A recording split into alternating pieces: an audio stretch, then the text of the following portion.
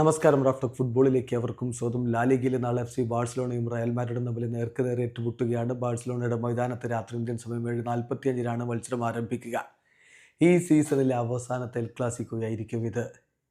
ഇനി Barcelona club world കപ്പിന് ഇല്ലല്ലോ, അപ്പോൾ പിന്നെ മറ്റൊരു എൽ ക്ലാസിക്കോക്ക് സാധ്യതയില്ല എന്ന് തന്നെ കോച്ച് കാർലോ ആഞ്ചലോട്ടി പറയുന്നു. ഇന്ന് പ്രീ മാച്ച് പ്രസ് കോൺഫറൻസിൽ അദ്ദേഹം എൽ ക്ലാസിക്കോയെക്കുറിച്ച് സംസാരിച്ചപ്പോൾ ആ കൂട്ടത്തിലാണ് ഇങ്ങനെ ഒരു കാര്യം പറയുന്നത്. പക്ഷേ ഇതിനോടുകൂടെ ഒരു കാര്യം കൂടി നമ്മൾ ചേർത്ത് വായിക്കണം. ഒരു പക്ഷേ ആഞ്ചലോട്ടിയുടെ അവസാന എൽ ക്ലാസിക്കോ കൂടിയാവും ഇത്.